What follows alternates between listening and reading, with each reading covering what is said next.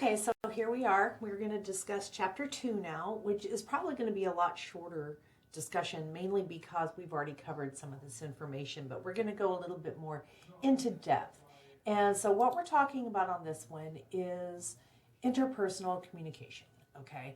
Once again, and we've already talked about some of it, but we're going to have a little bit more of an in-depth conversation about what it means. Now, remember our definition. It's sending and receiving messages. With it can be about personal experiences, information. They can be formal, they can be informal, face-to-face, mediated. I mean, there are so many different reasons to communicate. And it helps to, one thing it helps to do is to help individuals achieve personal and professional goals. All right. So another thing that we use for communication is to learn about ourselves and to learn about others. It can affect our self-concept, self-esteem. It helps with building relationships. I mean, there is so much more. So, but first, what purposes does it achieve? Okay, I know there's a lot of purple on that screen. So let's talk about the different needs. And I made a chart here. You may recognize this if you have taken psychology. It's Maslow's hierarchy of needs. It applies here too. Communications is wonderful. It includes psychology, sociology, child development, adult development. It includes everything. And so we are looking at Maslow's hierarchy of needs. Notice the physiological needs: breathing, food, water, sex, sleep, yada, yada, yada, yada. Now, some of that you actually need communication for. Okay, I don't know why they added that part on there, but why not? But safety of your body, employment, resources, morality, the family, health, property. Notice each level you can find something in which you have to communicate with someone else about. The physical needs are obvious, and we talked about some of that already. Let me look at my notes, see if I had anything there. We also had your personal needs, okay, with family, friendship, but primarily family or just getting through life personally, your employment, all of these things that we use communication for our needs. We have our social needs. That's the friendship and sometimes family, sexual intimacy, all of this stuff is important. And the practical needs, like right here, quite frankly, you have to have a little bit of a relationship up here before it starts here. But body, employment, you need to be able to communicate with your employer. You have to go through the interview process. All of these things work together for practical needs. Okay, all of this is why we study interpersonal communication. So when you see that IC right there, that means interpersonal communication. I just had to shorten it because there was too much on this slide already. I believe in the 4x4 rule, and this slide broke it. Okay, what is the uncertainty reduction theory? How do we get to know new people? When you get into a new situation, we experience questions. It's uncertainty. We're wondering, are they going to like us? Are they not going to like us? Are we going to get along? Are we not going to get along? What's going to happen here? So uncertainty reduction theory is a social communication theory. Okay, it suggests that people experience discomfort when they encounter unknown or unfamiliar situations, especially in new social interactions. But think about that first day at work. If you currently work, or even if you worked before, that first day you're always a little bit uncertain. And so people do what they are going to do to reduce that discomfort. And most individuals seek information. They clarify and understand their environment or the other person. There's cognitive uncertainty. It's all going on in your brain. It's like, what do I think? What do they think? With the self-esteem, self-concept, self-awareness, all of that. My identity, what do they think of who I am? And then there's behavioral uncertainty. What should I do? How do I behave? What are the expectations? And so uncertainty reduction theory is that process that we all go through to get to know new people. We ask questions, we observe. There are different things that we can do. And these are some of the things that we can do to help reduce uncertainty. The passive strategies include things like just watching, just observing. You're just watching people around you. You're taking note, although you're probably not writing it down, but you're taking note of the way they interact, the language that they use, the clothing that they're wearing, all of those things. Active strategies, ask questions. Quite often we will ask questions. Okay. And then there's the interactive strategies. Get someone else to help you.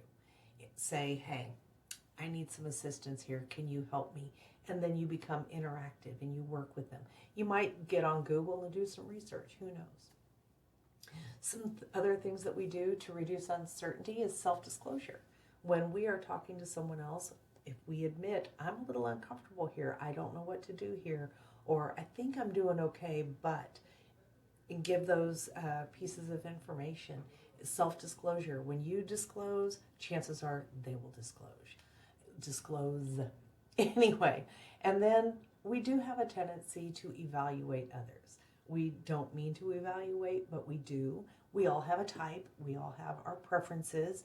And so, we're going to get to know this person's abilities or likelihood to reward or punish, the degree to which they meet or violate your social expectations. Have you ever watched somebody walk in a room and you're like, oh, I cannot believe they're wearing that. Oh my goodness. I mean, you're evaluating. It's what we do, but it's all based on our own personal perceptions, right? So what is the likelihood that we're going to re-encounter that individual? We are the only ones that can make that decision. All right, I know we already went over these. I have no doubt we already went over these in chapter 1, but let's do just a brief overview, because now we have to talk about the specifics of interpersonal communication and what makes it happen. You've got your sender or source. We already talked about that. That's the person that is encoding the message, right, to send it to the next person who is receiving it. They have to decode it to understand what you were saying. The message itself, what are you sharing? What specific information are you getting across? The channel, how are you sharing it? The feedback, when the receiver takes in the message and they give you feedback to acknowledge, yeah, I got it, or I didn't get that, or even just a head nod, or that's all feedback. The environment, where are you located, and your noise, your interference pieces, psychological, physiological, external. Now, I know we already talked about most of this, and we already talked about how the sender or source initiates the communication and encodes it. So we really don't have to go into detail on each one of these slides. I'm going to be doing a lot of editing on this PowerPoint. I was just in a hurry at the beginning of this semester.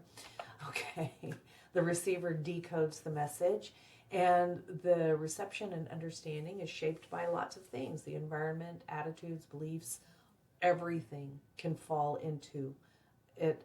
Okay, but here's something that many people forget. If the receiver fails to understand the message, then the communication event did not occur. Okay? It's up to the sender to encode their message in a way that the receiver can decode it. Now, I'm not saying it's always the sender's fault. Sometimes it's not. But if the receiver didn't fail to understand the message and decode it appropriately, then we have to consider that the communication event did not occur because there was a disconnect. The message, any way that we convey meaning, it can be intentional, it can be unintentional. Have you ever accidentally said something you didn't mean to say? Or, I love this little kitty cat, what has been seen cannot be unseen. Yeah, you ever have that moment where you want to scrub your eyeballs or you see something by accident? It can happen. It's intentional or unintentional, but it's always happening, remember? It can be verbal, nonverbal, text. It can be anything at all, as long as you remember it's permanent. Message, once it's out into the universe, you can't take it back. The channel, we call that the channel. It's the pathway, the medium. in which messages are conveyed. Sometimes it can affect the message, and also it can affect how people receive it based on tone. When you have asynchronous communication, which is texting, email, anything, this video is asynchronous because I'm making it now, you're going to be watching it later. And so I can't always know for sure that you took the information correctly. See, when we said the sender is not always at fault if the receiver doesn't understand it, because I don't know, I'm not getting feedback in this moment, I have to wait till later to get that feedback. So I don't know if the message was effective. But we can choose traditional channels. We have the new media style channels with TikTok and all that good stuff. You just never know. So, but the sender is the one that chooses the channel to use to convey information. Feedback is the information shared back to the sender, right? It keeps the communication going in a face-to-face or a telephone call. You sit there on a phone, That person knows that you are still engaged on the telephone call, and so they keep talking. And some feedback, it can be positive feedback, or somebody laughs or smiles or, oh yeah, or whatever. Negative feedback, you get that face. Neutral, no expression whatsoever, but at least you know you didn't upset them. Or ambiguous. To me, neutral and ambiguous are almost the same. It could be, and see, you don't know if that's good, bad, or ugly if somebody just does that. So feedback can be a little tenuous in that definition as well. Environment, the context of the situation, and sometimes it can be related to fields of experience or past experience. Think about this. We all come to every moment of every day with the weight of our experiences behind us. So we might have different interpretations of events which affects our environment. Okay, I think you get the point. Noise, ooh, there it is. Noise, we already talked about interference, that anything that hinders or distorts the message. And I added another one in here, semantic noise. And this is an important piece, and I put it purple, bold, and underlined. We already talked about external, that's outside of us. Psychological, that's within your mind. Semantic, it's the words. If you choose words that we don't get. An example of this would be dialect. Okay, I went up to Massachusetts. I was with family. I had never been out of Texas at that time. I was very young. Or not that I remembered much out of Texas. And we went to go get ice cream, and they wanted to know if I wanted Jimmy's on it. I had no idea what they were talking about. Okay, it turns out Jimmy's are chocolate sprinkles. Semantic noise, okay. My stepmother was here, and we went to the zoo, and she says, oh my God, it's so hot. Where's the bubbler? I need the bubbler. And we had no idea what she was asking for, the bubbler. It's a water fountain. Yeah, who knew? Anyway, so semantic noise can be the words used. Or I had a student give a speech, and he was talking about a famous basketball player, talking about how he was the GOAT. Nobody told me what GOAT meant. I did not know what GOAT meant. He never said greatest of all time. He just said the GOAT. And so, yeah, he didn't do so well in that speech because I had no idea what he was talking about. Anyway, and then physiological noise, that's in the body. If something is distracting you, if you're upset, if you're angry, if you're too happy to hear, have you ever had those moments? Distracted, whatever it may be. Okay. Now, we talked previously a little bit about perceptions, and we need to understand that perceptions really influence how we take in information, because it changes the way we acquire information, interpret it, or organizing it according to our five senses. The example I used for you before was cilantro. Some people love it on all of their food, and other people think it tastes like soap. And the people who love it think the people who hate it are crazy, and the people who hate it think the people who love it are crazy. Okay, so our perceptions actually change the way we interpret and perceive the world around us. And we're going to have some fun with that later, but we're not doing it right now. I'm sorry, we just don't have time. But there are stages of perception, though, and we need to understand those stages. The first stage is attending, and then organizing, and then interpreting. Let's go more in depth on those, okay? First is attending. It's the act of focusing on something specific. So what gets your attention? We have very selective perception. In writing, it may be something that's bold. That's why I made this part bold, purple, underline. It's different than the rest of the page. Hopefully, it will capture your attention and you will attend to it. Okay. How do we decide what we want to what we want to attend? Sometimes, if things are extremely intense or exceptional or extraordinary, something totally out of the ordinary captures our attention. Things that are different, okay? Things that are repetitive. If you think about some poetry or music, even the chorus is repetitive, right? So we have a tendency to pay attention to that more.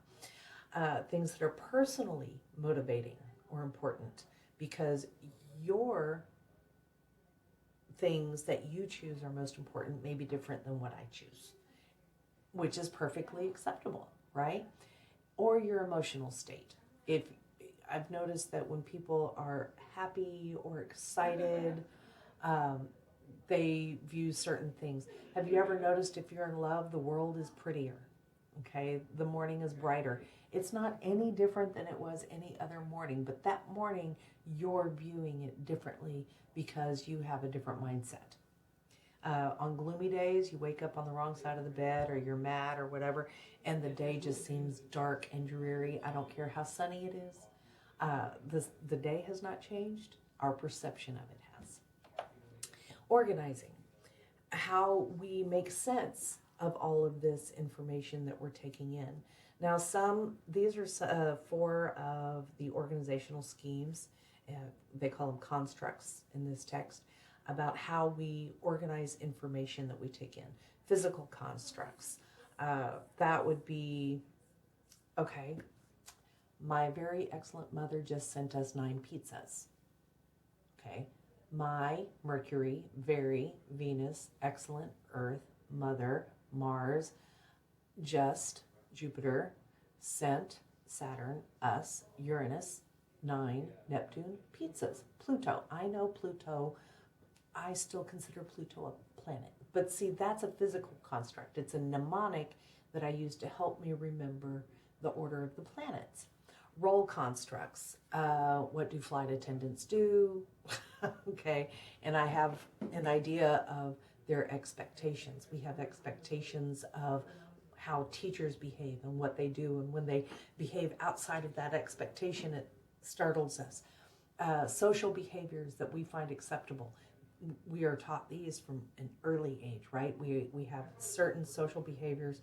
You go into a doctor's office, you don't get loud, you don't turn on the volume on your phone, you sit quietly, you don't speak over a whisper.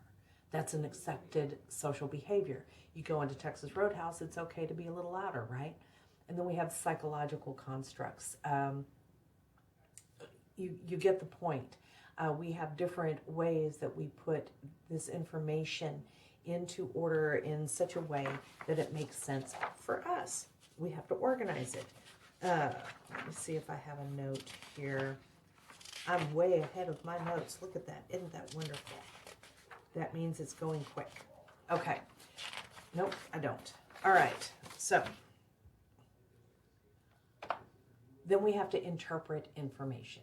It's assigning meaning to it. Okay. It's assigning meaning to what we see in order to evaluate it, in order to understand its worth. We use personal experience quite often. We call those our filters, okay? Our personal experiences that we bring to the table, if you will, that influence how we view something, an event or an experience or a communication event. We can view it differently based on our relationship to the person or the people or the event. Quite frankly, I mean, if there's a wreck on the other road and I drive by it and I don't see anyone that I know and I don't recognize any cars, then I'm probably saying, oh, I hope nobody got hurt. Oh, what a shame.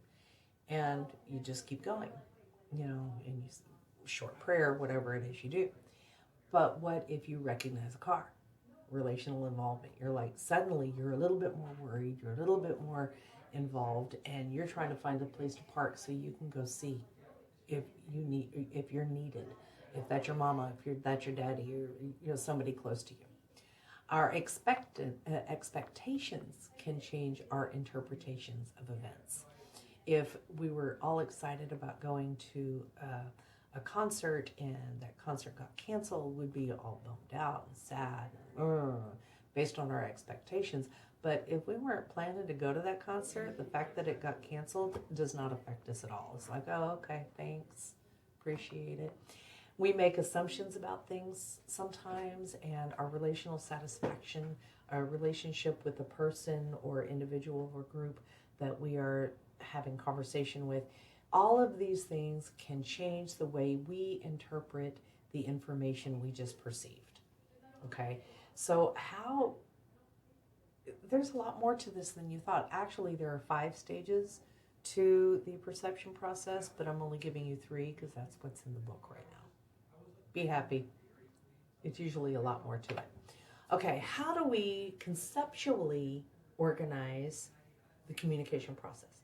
Think about this. When we are communicating with someone, we are sharing information, they are sharing information. If you had to create a model for how the real world communication events happen, you would have to eliminate some of the unnecessary stuff just to increase clarity, right? You have to be able to explain and control and predict the future based on past observation.